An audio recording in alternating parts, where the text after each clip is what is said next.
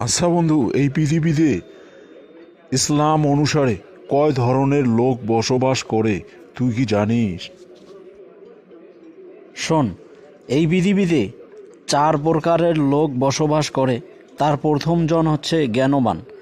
এরা জ্ঞানের উপদেশ অনুসারে নিজের ধন সম্পদ যথারীতি আল্লাহ তাআলার উদ্দেশ্যে সৎ কাজে ব্যয় করে। 2 নম্বর হচ্ছে আর এক প্রকারের লোক ধনহীন দরিদ্র, ধন অভাবে কোনো সৎ কাজে ব্যয় করতে পারে না বটে, কিন্তু মনে মনে তার নিয়ত থাকে, যদি আমি কোনো সময় ধনবান বা সম্পদশালী হই তবে তা আল্লাহ তাআলার সন্তোষ লাভের উদ্দেশ্যে সৎ কাজে ব্যয় করব। এই 2 শ্রেণীর লোক সমপর্যায়ভুক্ত, অর্থাৎ এরা দুজনেই সমান। কেননা শেষের 2 নম্বরের যে লোকগুলো হবে তারা সৎ কাজে ব্যয় না করেও শুধুমাত্র খাঁটি নিয়াত থাকার কারণে তারা সওয়াবের অধিকারী হবে।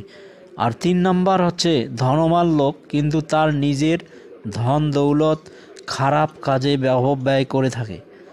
তারপরে 4 নম্বর হচ্ছে ধনহীন, তারা গর্হিত ও অপব্যয়ের কাজকে পছন্দনীয় মনে করে বলে থাকে, আমাদের হাতে যদি ধন সম্পদ থাকতো তবে আমরাও তদ্রূপ আমোদ আহ্লাদে অপব্যয় করতাম। 3 এবং 4 এই 2 ধরনের লোক সমানভাবে পাপী। তৃতীয় ধাপের যে লোকগুলো, তাদের সম্পদ থাকার পরেও তারা সেই সম্পদ খারাপ কাজে ব্যয় করে গুনাহগার হচ্ছে।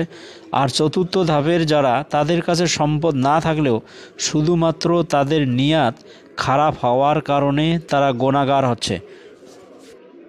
বুঝলে বন্ধু, এই 4 প্রকার লোকের কথা তিরমিজির বর্ণনায় এসেছে।